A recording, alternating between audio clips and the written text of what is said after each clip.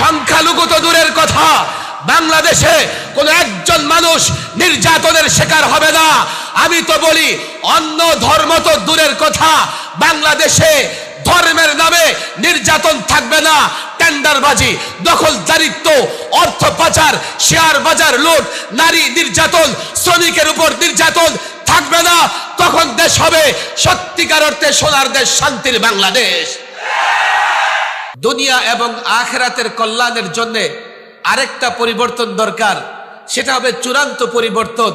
সেই পরিবর্তন ছাত্র জনতা করবে, সেই পরিবর্তন মুসল্লিরা সঙ্গ দেবে, সেই পরিবর্তনের সঙ্গে আলেম ওলামারা থাকবে। টার্গেট একটাই, শুধু দুনিয়ার কল্যাণ নয়, দুনিয়ার কল্যাণ এবং আখিরাতের কল্যাণ, উভয় জগতের কল্যাণের জন্য আমাদের কাছে একটাই ফর্মুলা, একটাই মডেল, রাসূলুল্লাহর আদর্শ, রাসূলুল্লাহর সুন্নাহ। আল্লাহর কসম করে বলি, যে আদর্শে, যে সুন্নায় মুসলিম নিরাপদ, অমুসলিম নিরাপদ, হিন্দু নিরাপদ, বৌদ্ধ নিরাপদ, খ্রিস্টান নিরাপদ, শিখ নিরাপদ, এমন একটা আদর্শের জন্য আরেকটা পরিবর্তন রাখতে হবে, আরেকটা পরিবর্তন করতে হবে। সেটাই হবে চূড়ান্ত পরিবর্তন। এবারের পরিবর্তনের পরে শুধু বৈষম্য দূর করার ইচ্ছা নিয়ে উপদেষ্টারা দায়িত্ব পালন করছে। আগামী চূড়ান্ত পরিবর্তনের পরে রাষ্ট্র গঠনে যারা দায়িত্ব পালন করবেন, তারা দুনিয়া আখিরাতের কল্যাণ সামনে রাখবেন। যার জন্য যারা পুনর্গঠন করবেন, তারা হবে ধর্মভীরু, তারা হবে ইসলামী জ্ঞানে পণ্ডিত, তারা রাসূলুল্লাহর আদর্শ জানবে, তাদের ভেতরে রাসূলুল্লাহর মহব্বত থাকবে, তাদের ভেতরে কোরআনের জ্ঞান থাকবে, তাদের ভেতরে সুন্নাহর জ্ঞান থাকবে। এই বাংলাদেশের জনতা, লালবাগের জনতা, মুসল্লি, ইমাম, আলেম, দুনিয়ার কল্যাণের জন্য যদি রক্ত দিতে পারো, দুনিয়ার কল্যাণের জন্য যদি জেল খাটতে পারো, গুলিবিদ্ধ হতে পারো, আরেকটা চূড়ান্ত পরিবর্তনের জন্য একত্রিত হও, সংঘবদ্ধ হও। আল্লাহর কসম করে বলি, সেই পুনর্গঠনের পরে যদি দায়িত্ব পুনর্গঠনের আলেমের কাঁধে অর্পিত হয়, সেই দায়িত্বের পালনের পরে রাষ্ট্র যখন পুনর্গঠন হবে, রাষ্ট্র যখন সংস্কার হবে, আল্লাহর কসম ওই রাষ্ট্রে শান্তি প্রতিষ্ঠা হবে। কালো টাকা সাদা করবার আর কোনো সুযোগ থাকবে না। সংখ্যালঘু তো দূরের কথা, বাংলাদেশে কোন একজন মানুষ নির্যাতনের শিকার হবে না। আমি তো বলি অন্য ধর্ম তো দূরের কথা, বাংলাদেশে ধর্মের নামে নির্যাতন থাকবে না। টেন্ডারবাজি, দখলদারিত্ব, অর্থ পাচার, শেয়ার বাজার লুট, নারী নির্যাতন, শ্রমিকের উপর নির্যাতন থাকবে না। তখন দেশ হবে সত্যিকার অর্থে সোনার দেশ, শান্তির বাংলাদেশ।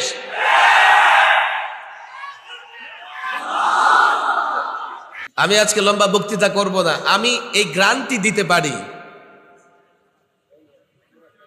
তবে দেশে সুশাসন প্রতিষ্ঠা হলে আতঙ্কে থাকবে চোর, লুচ্চা আর নাস্তিকরা। সাধারণ মানুষের ভয় তো নাই, কোন মুসলিমকে আতঙ্কে থাকতে হবে না। সব অমুসলিম ধর্মের লোকেরা ভালো থাকবে। আর ইসলাম যদি না আসে, রাসূলুল্লাহর সুন্নাহ আদর্শ যদি না আসে, কারো ভালো থাকবার, সংখ্যালঘু তো দূরের কথা, সংখ্যা গরিষ্ঠরা ভালো থাকতে পারবে, এই ধরনের গ্যারান্টি দেওয়া যায় না। কথা ঠিক না বেঠিক? আমাদের সামনে চ্যালেঞ্জ হচ্ছে জাতিকে রাসূলুল্লাহর আদর্শ বুঝানো।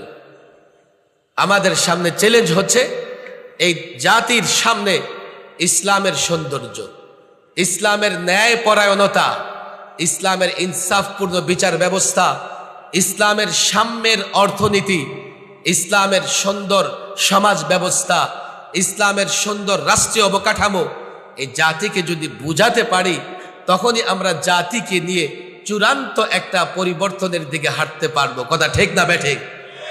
আমার হাত জোর নিবেদন ইমাম সাহেবদের কাছে, আমি নিজেও ইমাম সাহেব এবং এখানে এক মসজিদের খুতবা দেই।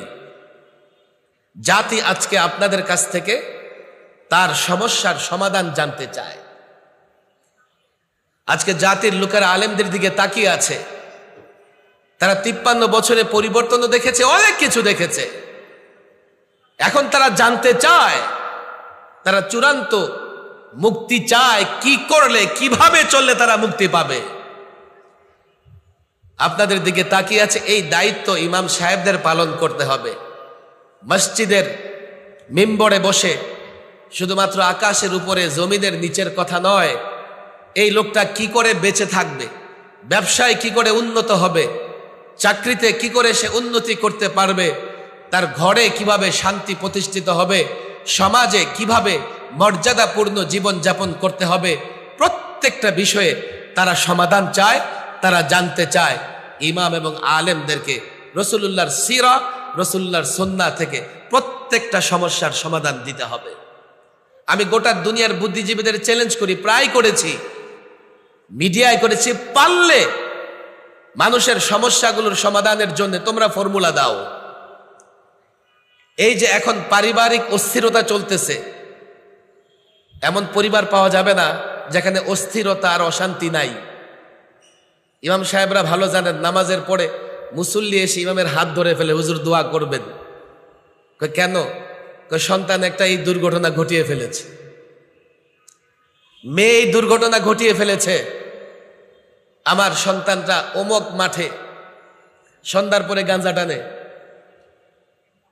অনেক রিপোর্ট আছে। আপনারা এই মাঠগুলোতে মাহফিল করতে দেবেন না?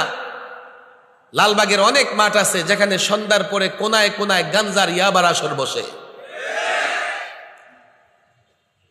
আপনাদের স্বার্থে, আপনার সন্তানের চরিত্র রক্ষায়, আপনার সন্তান হেফাজতের জন্য আপনার উচিত এই মাহফিলগুলোকে ডেভেলপ করা। এই মাহফিলগুলোর মাধ্যমে যে একটা সুষ্ঠু সুন্দর সংস্কৃতির বিকাশ ঘটে। যদি যুবকরা এই সংস্কৃতি থেকে দূরে থাকে তো তারা গাঞ্জা সংস্কৃতি গ্রহণ করে নিজের জীবনকে বরবাদ করে দেবে। জাপানে, পৃথিবীর একটা উন্নত রাষ্ট্র, যেখানে একটা নতুন বিবাহ শুরু হয়েছে, পত্রিকায় দেখলাম এই বিবাহের নাম হচ্ছে দূরবাসী বিয়ে। আমি তো অবাক, দূরবাসী বিয়ে আবার কি জিনিস? অর্থাৎ বিয়ে হবে, কেউ কারো বাড়ি যাবে না, নিজ নিজ বাড়িতে থাকবে। এই জন্য দূরবাসী বিয়ে। প্রয়োজনে তারা মাঝে মধ্যে কোথাও ডেটিং ফিটিং এ যাবে, স্বামী না স্ত্রীর বাড়িতে যাবে, না স্ত্রী স্বামীর বাড়িতে যাবে। পত্রিকা তালাশ করে আমি দেখলাম কারণ কি? কারণ হচ্ছে হুজুর, দুজন একসঙ্গে থাকলে সংসার 3 দিনও টিকে না। কেন টিকে না? সকালবেলায় উঠে ঝগড়া শুরু হয়, মশারি খুলবে কে? নারী বলে আমারও তো সমান অধিকার, তুমি খোলো। পুরুষ বলে তোর চাইতে কি আমার অধিকার কম, আমি কেন খুলবো? চলো মশারি তার জায়গায় থাক, ব্রেকফাস্ট কে বানাবে? দুজনেই যুদ্ধ ভাব নিয়ে আসে, সর্বশেষ দুজনেই নিজেরটা বানায় খেয়ে ব্যবসা প্রতিষ্ঠানে যায়। সন্তান ধারণের পালা, এটা তো আর ভাগ করতে পারে না। যার জন্য নারীরা সন্তান নিতে প্রস্তুত না, এই জন্য আগে থেকে সেটেলমেন্ট হয়ে যায়। বিয়ে তো করব, তুমি তোমার জায়গায় থাকবা, আমি আমার জায়গায় থাকবো। এটা তো আর কোনো মানুষের জীবন ব্যবস্থা, মানুষের জীবনটা তো এমন হতে পারে না যেখানে আল্লাহ তাবারক ওয়া তাআলা একজন আরেকজনের পরিপূরক বানিয়েছেন। একজনের ভেতরে একটার কমতি আছে, এটা আরেকজন দ্বারা আল্লাহ পূরণ করে দিয়েছেন। এই জন্য যৌবনে একজন আরেকজনের অর্ধাঙ্গিনী, অর্ধাঙ্গ হিসেবে পরিচিত হয়। ইউরোপ আমেরিকার কথা বলবেন, বিয়েই করে না, বরং বিয়ের আগে 3-4টা বাচ্চা নিয়ে নেয়। আমাদের যুবকরা দেখবেন এখানে আজকে নাই, কিন্তু এই যুবকরা 400-500 গজ পতাকা বানায়া দেওয়ানা পাগল হয়ে যায়, অথচ একবারও দেখে না বিয়ে ছাড়াই বান্ধবীর কাছ থেকে 3 বাচ্চা। বলবেন কেন? বিবাহ টিকে না। যার জন্য রক্ষিতা বানায়, গার্লফ্রেন্ড বানায়, সেই সমাজ ব্যবস্থা, বেবিচারের সমাজ ব্যবস্থা, এগুলোর ফর্মুলা দিয়ে মুসলমানদের উন্নতি তারা কি হবে না। আমরা যদি বাংলাদেশের ঘর এবং সমাজকে রাসূলুল্লাহর আদর্শ দিয়ে পুনর্গঠন না করতে পারি, আমি হাতে পায়ে ধরে বলি, চতুর্দিকে বিল্ডিং এ লোকজন শুয়ে আছেন, আপনার সন্তানই হবে আপনার জন্য সবচাইতে বড় গজব। একবার তো জেগে দেখেন, ভেবে দেখেন, রাসূলুল্লাহর সুন্নাহ ছাড়া এই সমাজে শান্তি আসবে না। এই সিরাত মাহফিল আমারে বানিয়েছেন ওনারা সভাপতি, আমি তো আজকে বক্তা না, আজকে সভাপতি। এশার পরে আমার দুটা বড় প্রোগ্রাম আছে আগে থেকেই। রূপগঞ্জের ইত্তিহাদুল মাদারিস, এখানে বিশাল ওনারা প্রোগ্রাম করতেছেন। এরপরে পলাশে ওলামা পরিষদ নরসুন্দিতে সভাপতি আমি, যেহেতু ইমাম, আমি ওনাদের সঙ্গে আসি। আমি ইমামদের আশ্বস্ত করতে চাই, স্বচ্ছ পরিচ্ছন্ন ইসলামের যে মর্যাদা আছে সেটা ধরে রেখে এই ইমাম সাহেবরা, ওলামায়ে কেরাম যে কোনো কাজ করবেন, ইনশাআল্লাহ আমি সঙ্গে থাকবো। আপনারা সঙ্গে থাকবেন তো ইনশাআল্লাহ? সচেতন থাকবেন। দ্বীনের নাম নিলেই দ্বীন হয়ে যায় না, ইসলামের কথা বললে ইসলাম হয়ে যায় না। আমি গ্যারান্টি দিয়ে যেতে পারি, যারা এই আয়োজনের সঙ্গে জড়িত আছেন আমি প্রত্যেককে চিনি, তাদের জীবন সম্পর্কে আমি জানি।